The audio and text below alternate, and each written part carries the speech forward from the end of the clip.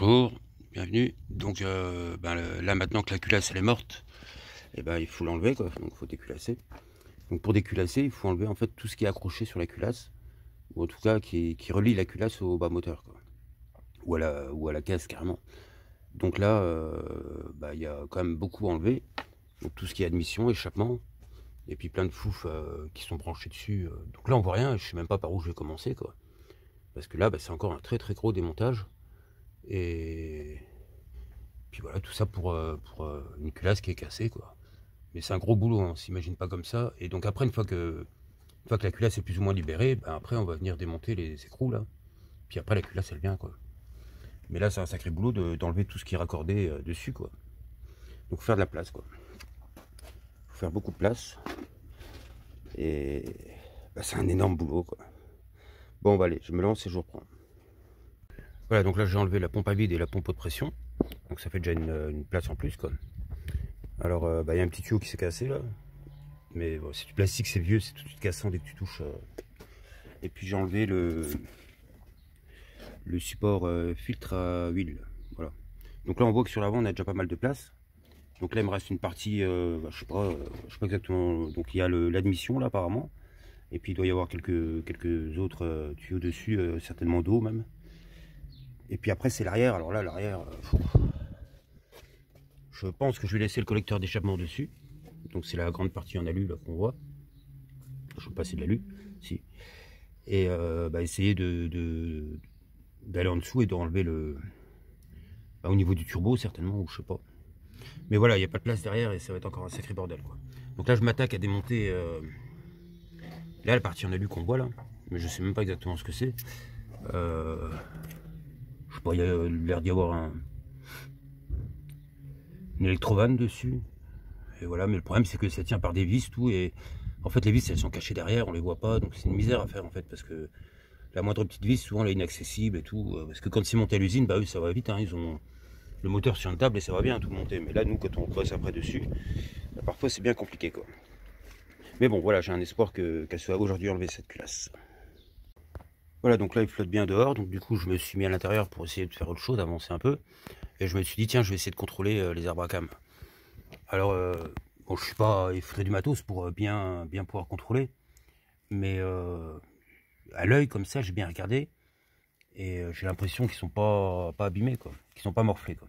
Parce que celui qui aurait pu morfler c'est le plus grand au niveau de là, peut-être même sur les trois là je crois, et même au doigt tout ça, il n'y a aucune trace, il n'y a rien, donc voilà, je pense que peut-être que le mal a été évité. Alors je sais pas à l'heure qu'il est, je sais pas si on va les changer ou pas, mais j'ai essayé de les faire tourner un peu sur le carton comme ça pour voir si bon, à l'œil c'est pas évident à voir, il faudrait, si on décide de les remettre, parce qu'il y en a pour 300 balles chacun je crois.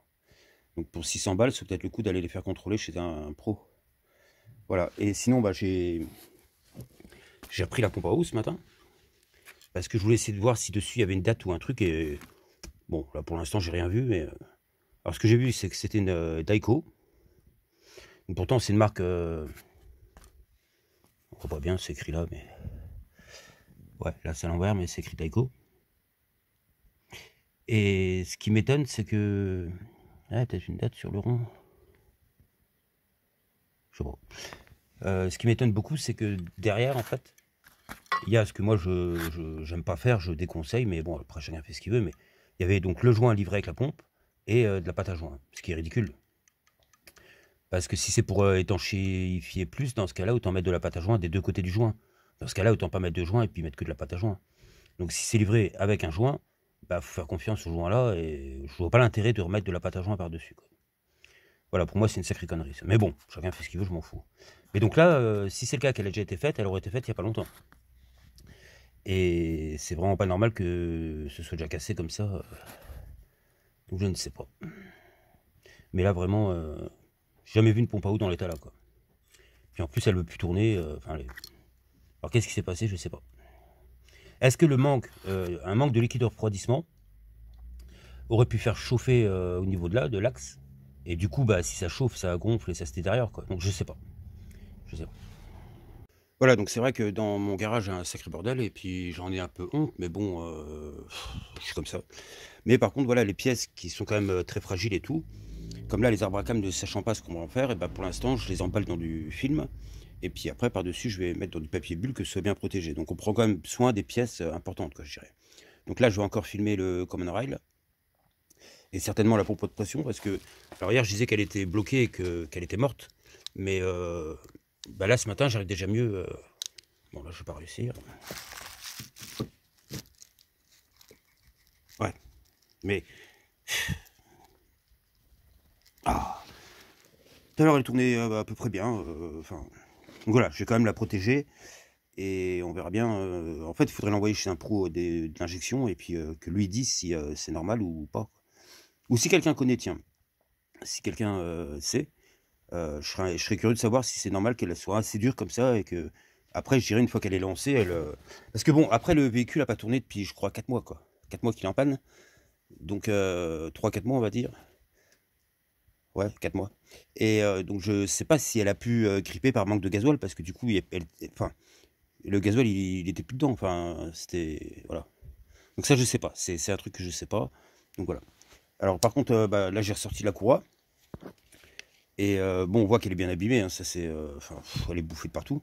Mais j'ai vu que c'était une Daiko. Alors pareil, ce que je sais pas, si Volvo d'origine il monte du Daiko. Parce que dans ce cas-là, s'il ne montrait pas de Daiko, ça voudrait dire qu'elle a forcément déjà été faite et que c'est pas normal que ce soit déjà cassé, quoi. Voilà. Bon, bah il pleut encore, donc du coup, moi je voulais déculasser aujourd'hui. Eh ben, ce sera pas pour aujourd'hui, quoi. Parce que là, ça tombe bien, bien, bien. Donc là, je peux pas sortir sur la voiture. Voilà. Donc je m'occupe dans le garage. Et ben, ça va peut-être être une occasion de faire du rangement.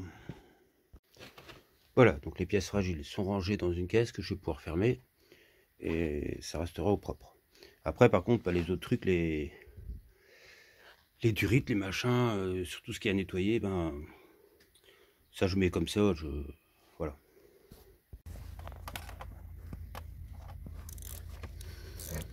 Alors, j'ai déjà démonté tout ce qui était vanne EGR, tout ça. Et puis bah, la tubure d'échappement. Puis après, je pense que je peux desserrer la culasse. Et puis, on sera presque bon, quoi. Ah, peut-être un ou deux trucs que j'aurais oublié d'enlever, mais en gros, ça avance bien, quoi. Voilà. Bon, on se reprend après. On voit ici, là. On voit tout. Donc là, c'est déjà bien serré. Je sais pas combien c'est serré, mais c'est bien serré. C'est pour ça qu'il me faut absolument le coupe de serrage si je remonte une nouvelle culasse.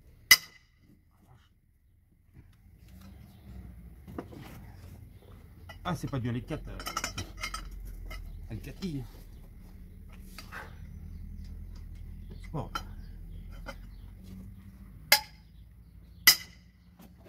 Bon, je finis de serrer et je reprends. Bon. Je sais pas exactement, on va voir. Ah là. Il y a du boulot.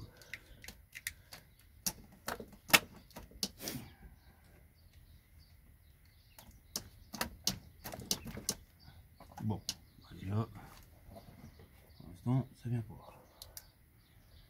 Je crois qu'il faut que j'enlève ça. Bon, bah. Coupe, coupe. Deuxième essai, j'ai enlevé les tichuités qui étaient dans la tubulure parce que ça bloquait. Il en reste une qui veut pas venir, mais ouais, ça pourrait quand même.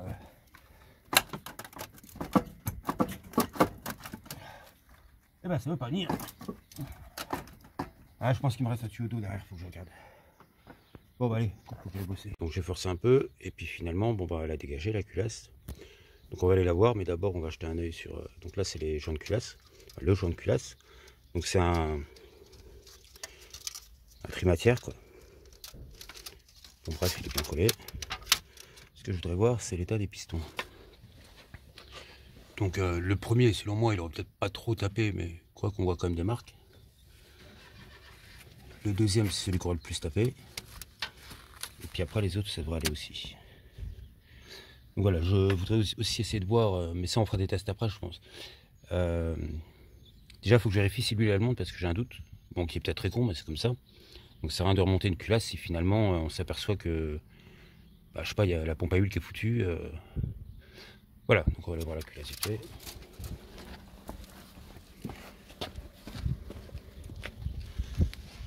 Donc là, bon, on a tous les culbuteurs qui s'enlèvent, hein, c'est pas, voilà.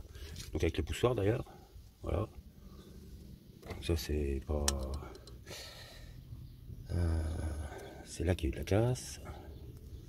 Ouais, donc là les poussoirs sont même coincés, on n'arrive pas à les enlever. Et donc, tu veux pas regarder pour la pince à jaune, c'est la multiprise. Et donc on voit bien au fond là, je vais essayer de la retourner, on verra peut-être mieux. Mais il y a des morceaux d'alu de partout quoi. Et puis on voit bien où c'est cassé quoi. Là on voit mieux que quand c'était sur le moteur quoi. Donc, je vais essayer d'enlever un poussoir pour qu'on voie bien. Vous êtes par terre là, non? Et puis voilà, mais ça c'est cassé. Alors jusqu'où c'est cassé? Ouais, selon moi, à peu près jusqu'à là quoi. De là à là. Donc les deux premiers pistons en fait. Merci madame.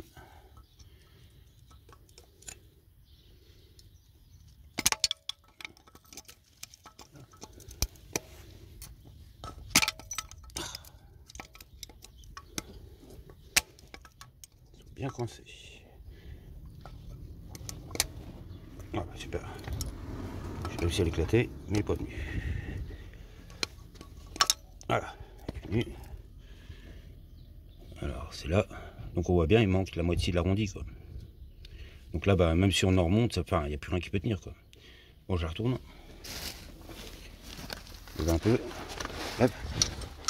Voilà. Pose. Voilà, donc les deux premiers pistons qui auraient tapé, bah, finalement, bah, c'est pas si moche que ça, quoi. Alors j'ai une théorie, je sais pas si elle est juste ou fausse, mais sur certains moteurs, en fait, les soupapes, quand elles s'écartent, elles sont inclinées par rapport aux pistons. Donc je pense qu'elles ont facile à tordre, mais là, celles-là qui sont bien droites par rapport à la culasse, bah, je pense qu'elles ont moins de facilité à plier, quoi. Donc ça, c'est moi qui m'imagine ça, hein, c'est peut-être pas la vérité. Mais donc là, pour moi, elles auraient peut-être pas plié. Mais par contre, c'est tout ce qui est au-dessus qui a valsé, quoi. Voilà.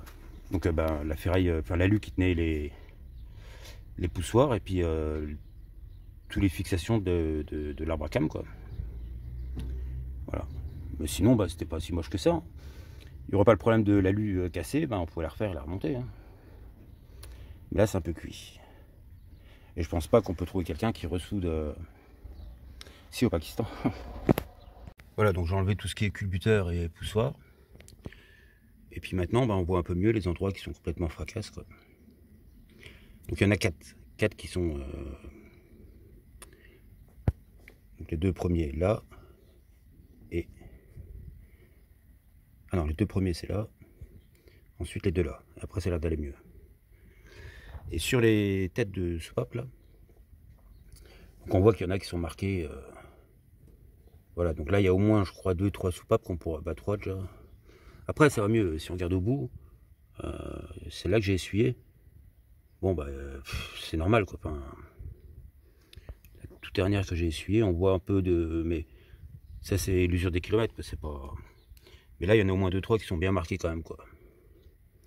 Ça je pense pas qu'on pourrait récupérer. Voilà. Donc est-ce que j'enlève une soupape ou pas là? Ouais je pourrais. Bon bah il va falloir qu'elle filme alors. Qu'est-ce que je fais? C'est bon? Voilà, ça c'est sorti. Bon. Voilà, donc là on a les deux petites demi-lunes qui viennent tenir le chapeau.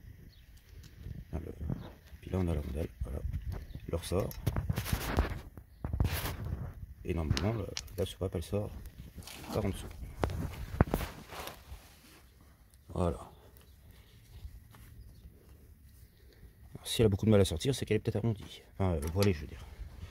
Ouais, elles sont peut-être pas droites. Là comme ça à l'œil c'est impossible à dire, mais si ça se trouve elles sont un peu... il y en aura au moins, au minimum, je pense qu'il y en aurait 4 à changer, au minimum.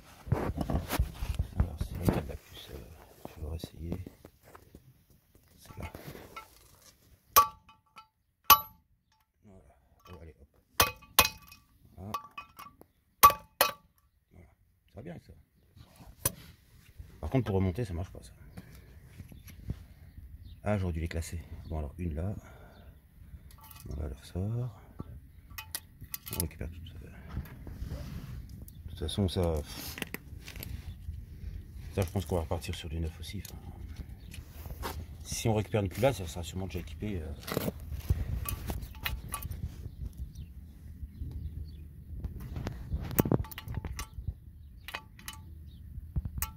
Ah, on va venir.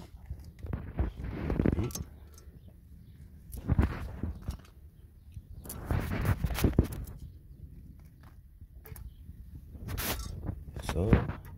Bon, les ressorts, à mon avis, ils sont pas abîmés du tout. Un ressort, c'est un ressort. Voilà, je vais essayer de les sortir peut-être. Ah bah tu vois, et celle-là elle sortent bien. Ouais. Bah, celle-là elle est nickel, toi, c'est la troisième. Celle-là elle est sortie nickel, donc peut-être que celle-là elle est nickel. Celle-là un petit peu moins. Et celle-là.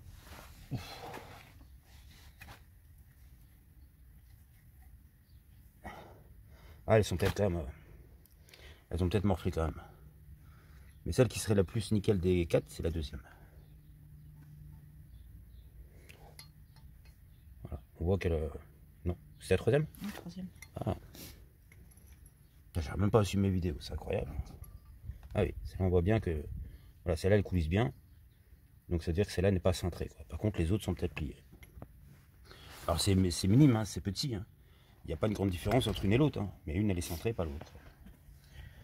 Voilà, bon, ouais, c'est bon. Je m'organise. Dans des sacs, je mets des pièces pour pas mélanger avec d'autres pièces, d'autres vis, des machins. Surtout la visserie. Donc là, arrière culasse. Et ben là, je sais que dans le sac, j'ai tout ce qui va se monter derrière la culasse. Là, j'ai un autre. Dessus, c'est marqué tubulure d'échappement. Donc là, je sais que j'ai toutes les vis pour les tubulures d'échappement. Voilà.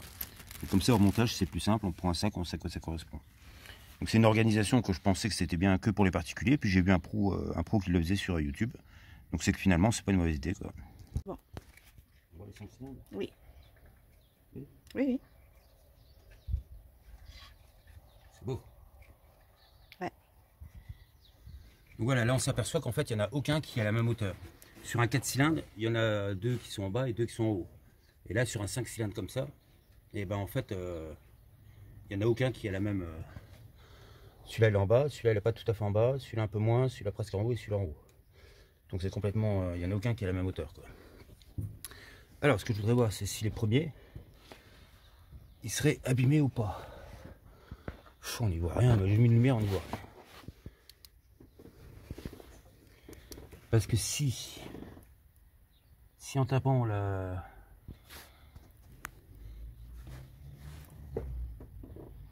Oh non, ça a l'air pas mal. Hein. On voit bien les traces au terre neuf, ça. Je vais essayer de descendre le deuxième un peu plus. Tu me dis quand le deuxième il est en bas? Ou quand le premier il est en haut, ça devrait...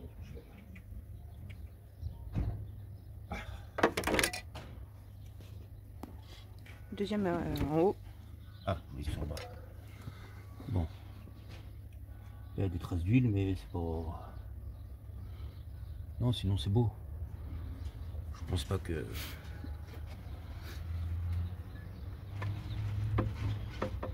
Ah, le tout dernier est là-haut. Voilà, les deux là, ils sont presque en bas.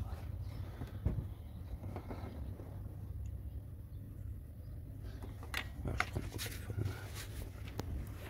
Oups, là.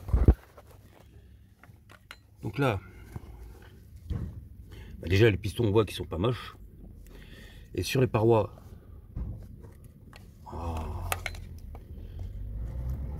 sur les parois on voit encore les, je sais pas, les traits d'usinage, mais bah si c'est, enfin, donc voilà, pour moi tout ça c'est vraiment très beau, en très bon état. Et donc je pense que le bloc il a pas morflé, quoi. Voilà, je pense que c'est très beau et que faut juste que je vérifie si l'huile monte. Parce que j'ai un petit doute, quand j'ai enlevé le support filtre à huile, bah, je m'attendais à ce qu'il y ait un peu d'huile qui coule et rien du tout. Alors bon, vu qu'elle n'a pas tourné depuis 4 mois, peut-être que toute l'huile même du filtre à huile était redescendue. Mais normalement, il en reste quand même une grosse quantité, quoi. Donc voilà, bah, je pense que on a tout vu. Et puis, bah, je vais aller démonter la C3, la boîte, mais ça sera dans une autre vidéo. Donc si vous voulez voir la suite, et ben voilà, abonnez-vous.